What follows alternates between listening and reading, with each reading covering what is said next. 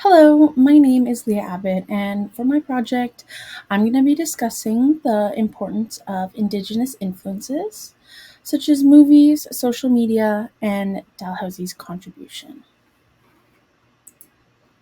So, for my agenda, I'll be going over a land acknowledgement and then following the main idea of the importance of Indigenous influence, which then will lead me to talking about influential movies and TV series, as well as social media influencers, as well as Dalhousie's Indigenous impact. So, we'd like to acknowledge that Dalhousie University is located in Mi'kma'ki, the ancestral and unceded territory of the Mi'kmaq people. I'm going to begin by going over the importance of Indigenous awareness and why Indigenous culture should be taught and shared worldwide. Cultural identity provides a sense of belonging. Indigenous peoples' culture is at the heart of who they are, who they belong to, where they originate from, and how they interact with one another. Education about Indigenous culture fosters understanding, empathy, and respect. It is a step towards creating a more inclusive and informed society. Many Indigenous cultures have faced the risk of cultural erosion and the extinction of traditional traditions. Teaching and sharing of Indigenous culture fosters the preservation and revitalization of traditions, languages, and customs, assuring that they are passed along to future generations. Sharing cultural knowledge through large platforms, influencers, and films open the possibility to reach multiple generations, as well as Indigenous youth will feel they have a cultural representation to look up towards. Throughout this course at Dalhousie, I have had the opportunity to learn about multiple Indigenous communities and cultures through films, elders, and my fellow classmates. Today, for my final assignment, I will share what influence I have learned and continue to share influential material that you can take away from the class. So, I'm now going to be going over some Indigenous movies and films that have been influential to me and many others. After watching the movie assigned for class, Bones of Crows, I came to the realization of how much film and visual storytelling impact the world. This led me to watch many more touching Indigenous films throughout this semester. Film is an artistic way to tell and demonstrate a story. For Indigenous culture, these films provide authentic representations of their experiences, traditions, and history that open up viewers' perspectives. So, the first movie I recommend is a classic Inuit oral story called The Fast Runner. It is the first feature film to be written, directed, and acted entirely by Inuit people. It was also the first ever Inuktitut feature film. It was the highest grossing Indigenous film in Canada at a point in time and was in the official selection of the 2001 Cannes International Film Festival. The success of this movie has paved the way for many other Indigenous filmmakers. And now here's a clip regarding what the movie is all about.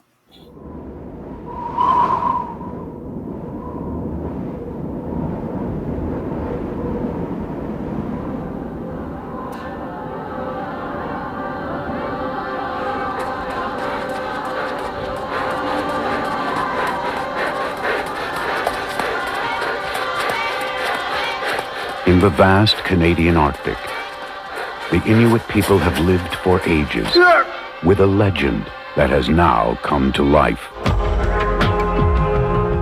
At a time when the spirit world and man shared a common peace,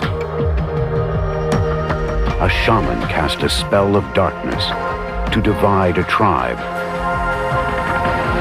and his evil lived on through another.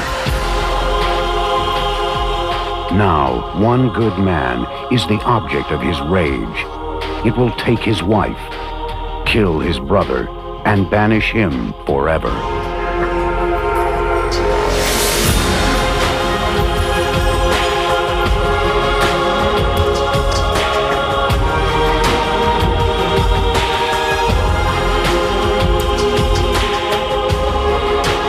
But a true heart knows no distance, and the magic of evil can never last against the power of love.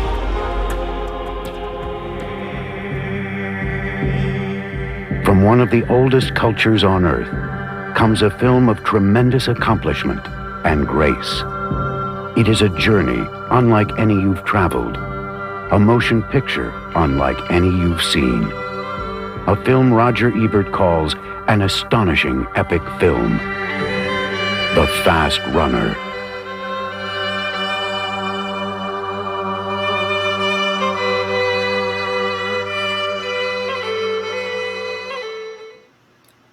The next film is called Beans. It is a touching story told by Tracy Deer, pictured on the right. She leaves a message. This project goes back a long way for me. I was Beans. I was 12 years old when I lived through an armed standoff between my people and the Quebec and Canadian governments, known as the Oka Crisis. The Mohawk Nation of Kanesatake and Kanesatake stood up to a formidable bully and won.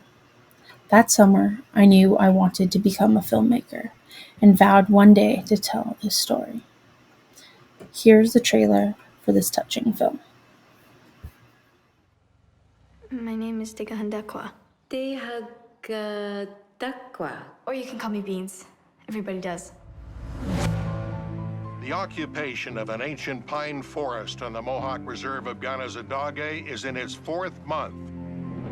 The people here are protecting a burial ground from being leveled for a golf course expansion by the neighboring town of Oka. What's happening? Daddy! What is going on here? We're taking the bridge. Oh, all right! You want to use this bridge? This is Indian land! Honey, you need to be able to stand up for what's important to you. Woo! This is our road! What's all up, policeman? I want to be tough like you. Okay. Prove it. Raise your elbows. As long as you're punching, she can't. Ow! If you can't feel pain, then no one can hurt you. Oh my God. What did you do? We paid good money for those clothes. But I like it. Hey, sis. Who's your hot friend? I'll drink that if you won't. Nah, she'll drink it.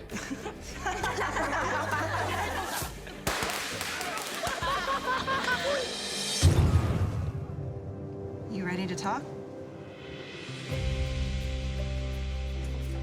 Why are you looking at us like that? Hey, answer me! Do you understand what is at stake here? If they hate us, we suffer. Oh my God. Get on the floor now. Get on the floor!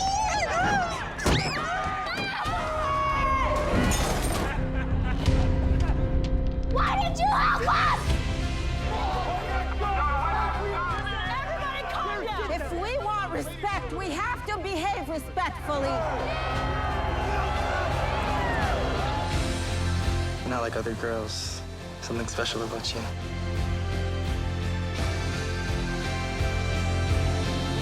My name is Degahandekwa.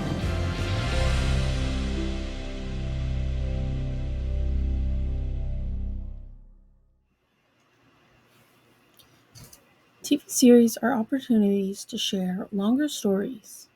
The next show I want to introduce is Reservation Dogs. I got this recommendation from my brother's grade 12 Indigenous Studies class. It's a comedy series about 4 Native American teenagers growing up on a reservation in eastern Oklahoma. It is the first TV series to feature all Indigenous writers and directors along with an almost entirely Indigenous North American cast and crew. The series explores the experiences of Indigenous teenagers in a way that goes beyond stereotypes. It allows for a diverse range of storytelling that includes humor, drama, and a unique perspective on life in a rural community. Here I present the trailer.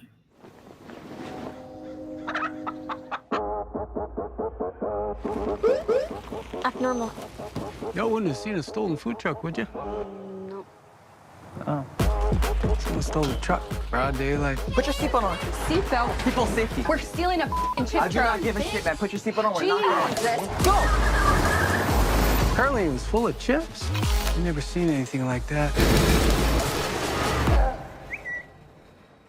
You're good thieves. Best in town. Oh, thank you.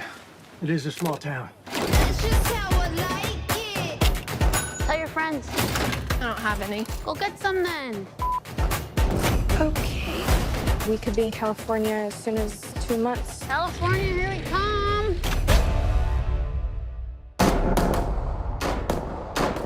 You and your thuggy-ass friends.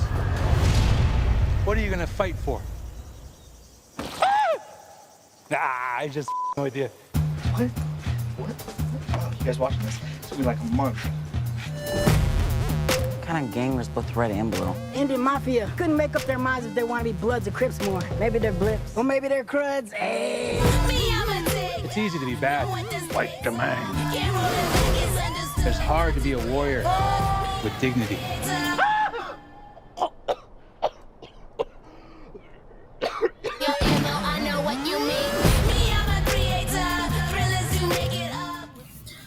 Lastly, I recommend for everyone to watch The Grizzlies.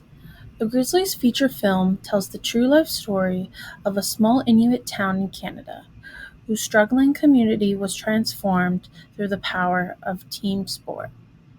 It discusses the transformation of their town with the highest suicide rate in all of North America into a model of hope and youth-led resilience. It plays an influential role in demonstrating to children across North America who are dealing with socially imposed barriers and intergenerational trauma that there is always a way to show grit, overcome challenges, and build confidence against overwhelming odds. Here's the last trailer. It's a bad scene for a lot of the kids up here, eh? What's being done?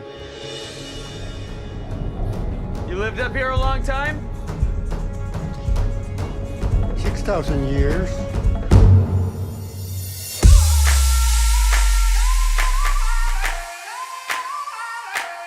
Welcome to the edge of the world. You have 21 students in your class. Miranda Atatahak. Shani Ignak Palgar. Sorry. Jason Midovic. He's not coming back. Another night out in the cold. I put the work till my neck is all froze. My team really with it, get hit it, get with it. No limit when I get back under the road. No These kids, they need an outlet to get involved in something besides this damn night culture. Sports. Who the hell are you to say what we need? Hey, bud, you want to come check out lacrosse Wednesday after school? Flyers won't work. You gotta show respect there. You guys like sports, huh?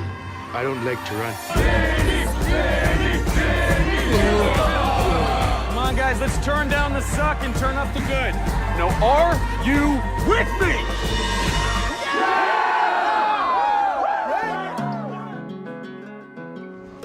We got a bit of a problem. They don't want me going to a white man's school. He has to hunt. His family is starving. We don't need to defend our way of life to a southerner. Family comes first, not school, not some white man's game. You don't want them reaching for something that they care about? There's a cost for reaching. Haven't you figured out yet that I don't know what the hell I'm doing? This is not about you. All of us have made sacrifices to be here. We've been dealing with this stuff for years and we're still here. Instead of drinking or fighting, we are proud, strong, full of hope. Who are we? You in a hurry? Do you need a ride? Oh, no, thanks. I'm just running. From what?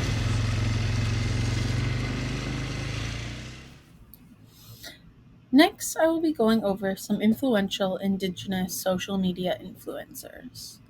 Social media platforms reach all audiences. Influencers use their platforms to educate their followers about Indigenous history, tradition, and cultural issues. These activists act as a positive role model, especially for younger generations. Their achievement, resilience, and dedication to their cultural identity can serve as an inspiration to some.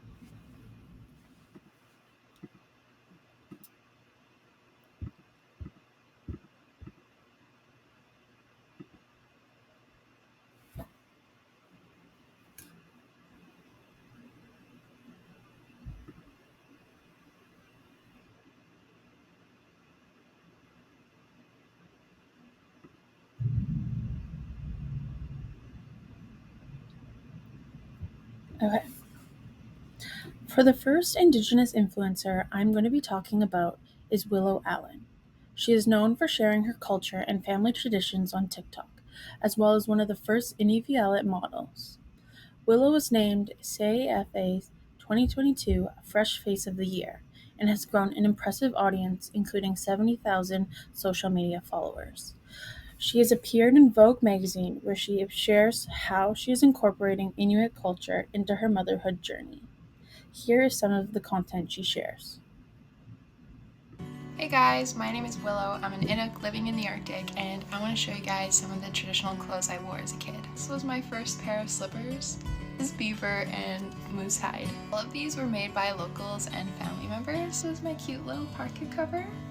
I have so many pictures of me wearing this. This is my little parka. My Nanak made it for me. Nanak means grandma. Mucklucks, these ones are beaver. These are my other fur mucklucks with moose hide bottoms. So up here, shoes are soft on the bottom and just made out of hide because everything is too frozen to get wet through. All we walk on is snow and ice. Now that we have gravel on our roads, it's a little different, but traditionally, little slippers, these are just made out of hide. Another pair of slippers with beading on the top. They're parky for when I grow out of my smaller one. This is sealskin, and this is actually also sealskin. They're hard and waterproof. These were actually chewing to get this shape that they are. Cute little rabbit mitts with hide. A lot of mitts have a string like this around them to wear around your neck for when you go traveling. So people don't just hunt animals for food. They also use animals to make clothes to stay warm in the extremely cold winters up here. Follow you into the park, through the jungle, through the dark. Girl, I've never loved one like you.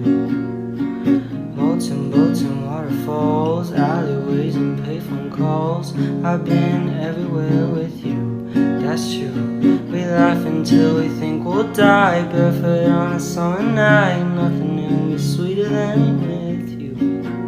And in the streets you're running free, like it's only you and me. Geez, you're something to see. Oh, let me come home. Home is wherever I'm with you. Oh, let me come home. So I'm an Inuk living in the Arctic, and these are some of my traditional earrings by local artists. These were made by Elena Joe.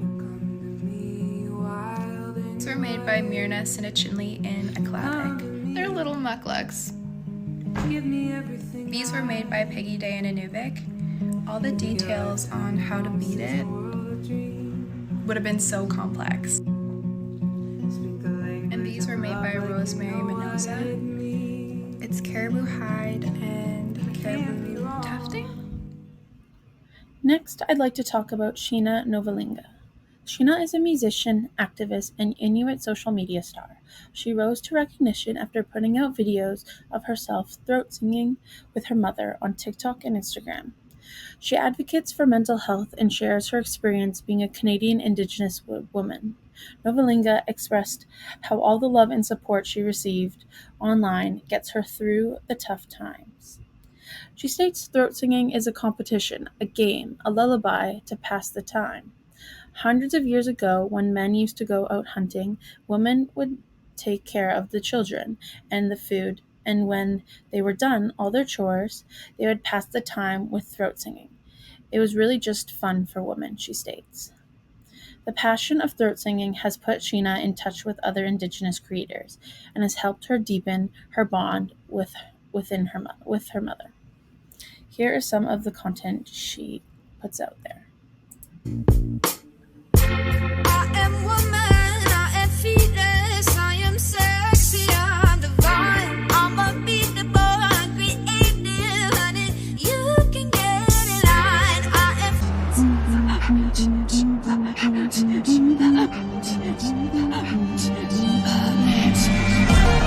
Raised voices raise strong women. Try on anything.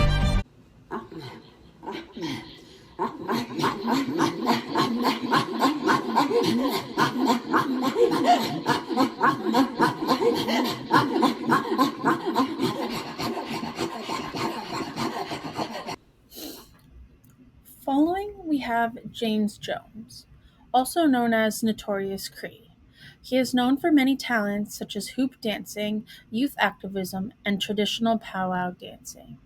His influence extends far and wide. Boasting a social media following exceeding 5 million on platforms like Instagram and TikTok, he has become a global advocate for Indigenous empowerment. James Jones is a traditional hoop dancer artist who has performed and traveled across the world.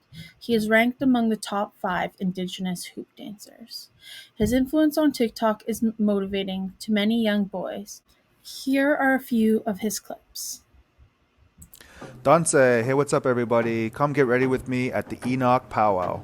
So I was actually kind of nervous to dance men's fancy this weekend because I haven't competed in the fancy category since I tore my meniscus last year in August. But I feel like my spirit was really missing just dancing fancy at a powwow, so I decided to come and give it a try this weekend. I danced really hard, I just danced my style. They gave us 3 songs, almost every category, which was awesome. It felt really good for my spirit, and I actually placed 3rd.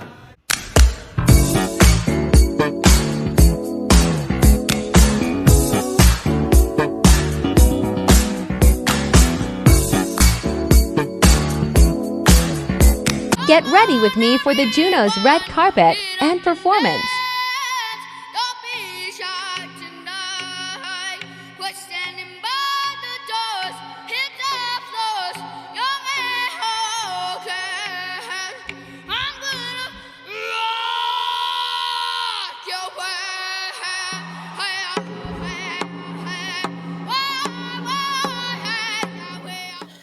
So now I'm going to be talking about how sports and athletes hold an important value for representing Indigenous culture.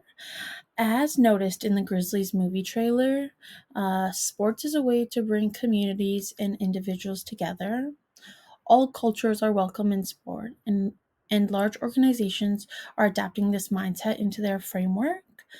I'm going to provide 2 videos that resemble this influence of Indigenous athletes and artists have across Canada. The first is from Vancouver Canucks Hockey Organization announcing details about their 6th annual First Nations celebration night. The second video is from an Indigenous athlete named Kendra Jessie, who is a mixed Indigenous woman with Cree, Métis, and Ukrainian roots. She shares her journey with the Toronto Raptors, who are partnering with the TTC to provide public education that tells the national story of Aboriginal athletes in history. Together.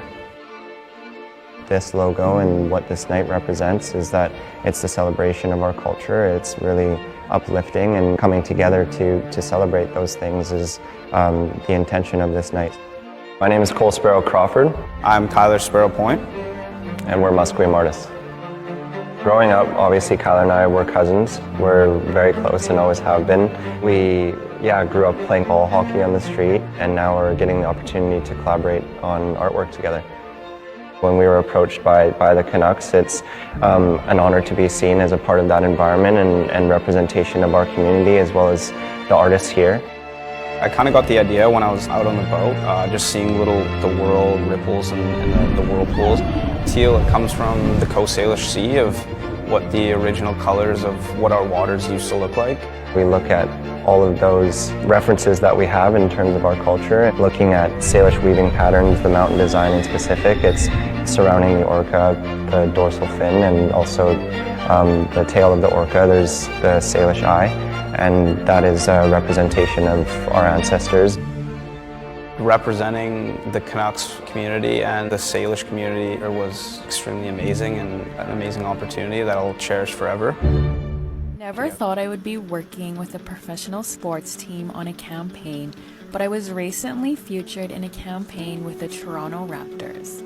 In partnership with the TTC, the Raptors are celebrating 8 Indigenous athletes and sharing their stories.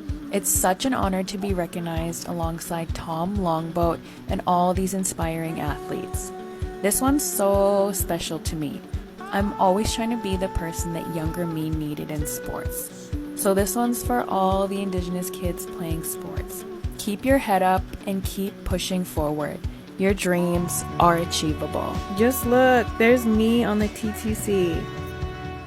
So this brings me to discussing Dalhousie's contribution towards Indigenous influence.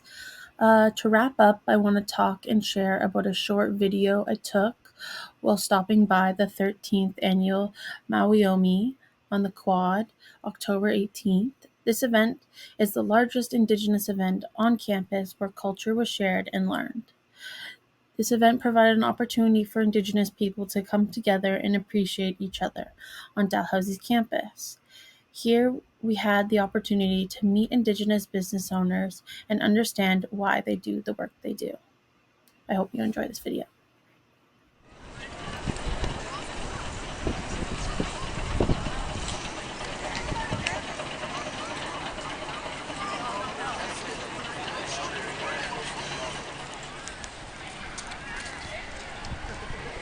I have a $20 Tim Hortons card. All you gotta do is dance and land on a spot.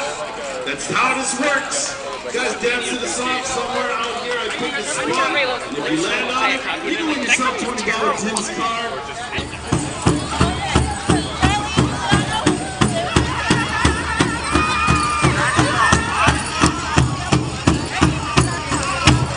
Leslie Thomas Junior High School is in the house. Are they? Leslie Thomas High, are you here? Sackville High, are you here? Sackville, I don't think they are. Sackville High School, are you here? I don't think they are. I think you're thinking. Sackville High, where are you? There they are.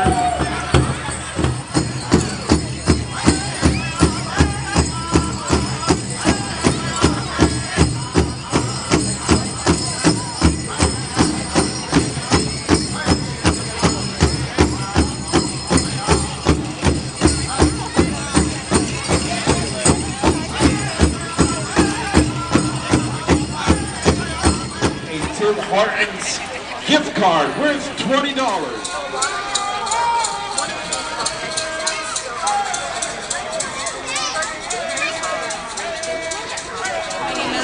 Prosper. I am the owner and operator of Prosper Creation. I do wearable jewelry, including beadwork, antler work, and some ribbon skirts. I started when I was a Dow student in 2017 to help balance school and work, and I fell in love with it ever since. It's a little bit about me and my small business.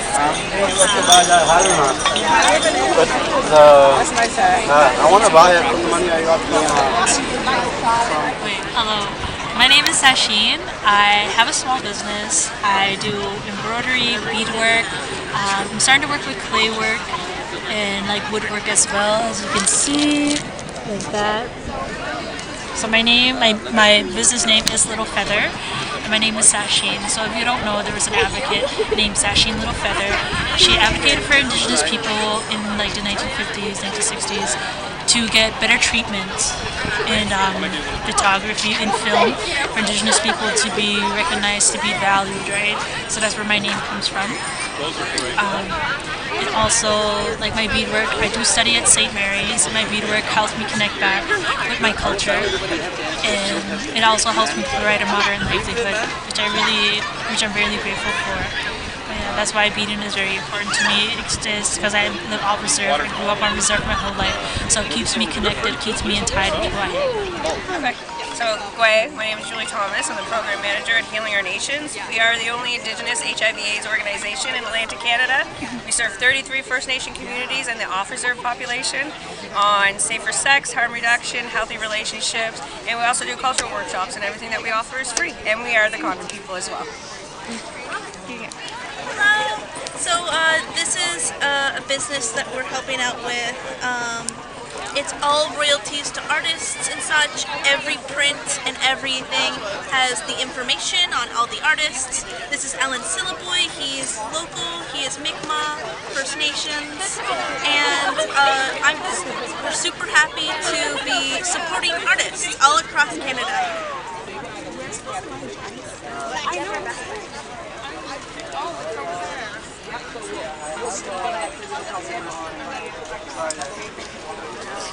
And then I'll watch yours. Okay, yeah.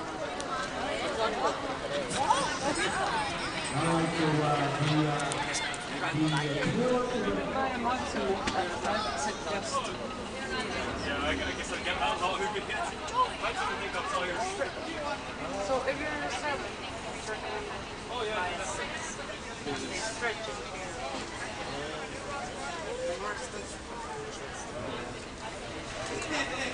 They don't sell it to us.